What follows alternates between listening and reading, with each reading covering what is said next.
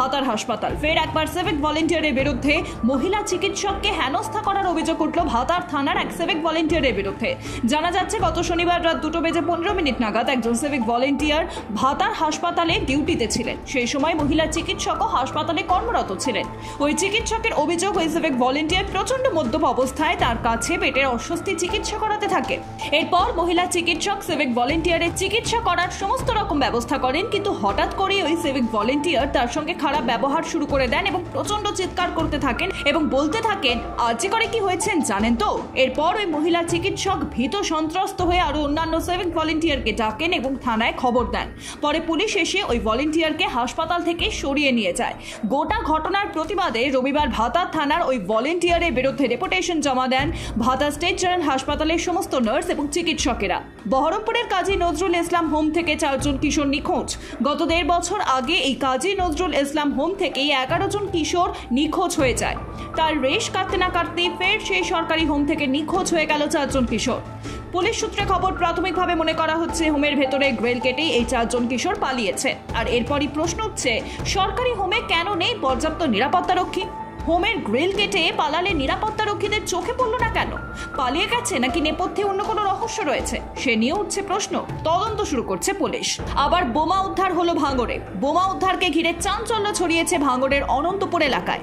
ভাঙড়ের পোলেরহাট থানা এলাকায় অনন্তপুর পূর্বপাড়ায় উদ্ধার হয় ব্যাগ ভর্তি বোমা।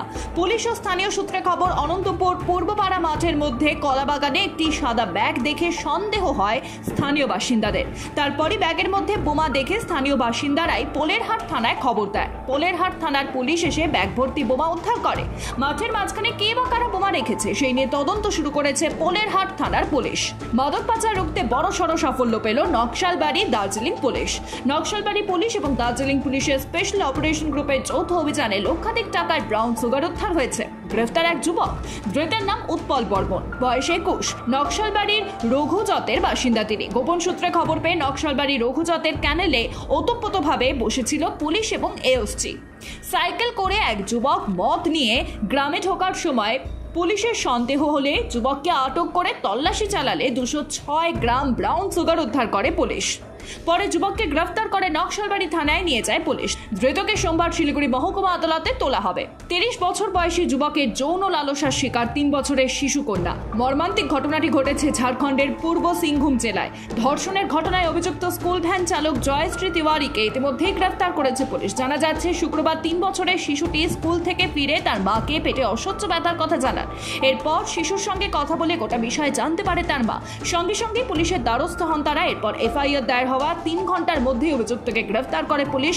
পক্সো আইনে অভিযুক্তের বিরুদ্ধে একাধিক ধারায় মামলা দায়ের করা হয়েছে। বাজেয়াপ্ত করা হয় স্কুল ভ্যানটি। স্কুলে বকাঝকা এবং সহপাঠীদের সামনে হেনস্থা করে শিক্ষক। আর এরপরই গুম বেড়ে যায় বছর 13-র এক পড়ুয়া। রবিবার ঘর থেকে উদ্ধার হলো তার ঝুলন্ত দেহ। ঘর থেকে উদ্ধার হয়েছে একটি নোট। তাতে এক শিক্ষক এবং কয়েকজন সহপাঠী মৃত্যুর জন্য দায়ী বলে উল্লেখ করা হয়েছে। ঘটনাটি মহারাষ্ট্রের কল্যাণের। পুলিশ সূত্রে খবর, রবিবার কল্যাণ এলাকায় এক আবাসনের বন্ধ ফ্ল্যাট থেকে ওই কিশোরের ঝুলন্ত দেহ উদ্ধার হয়। খবর পেয়ে ঘটনাস্থলে যায় পুলিশ। উদ্ধার হয় একটি নোট। অভিযোগ, শনিবার স্কুলের মধ্যে সকলের সামনে ওই কিশোরকে অকারণে বকাঝকা এবং হেনস্থা করেন ওই শিক্ষক। আর রবিবার বাড়িতে একা থাকার সুবাদে এই ঘটনাটি ঘটায় কিশোর। তদন্ত শুরু করেছে পুলিশ।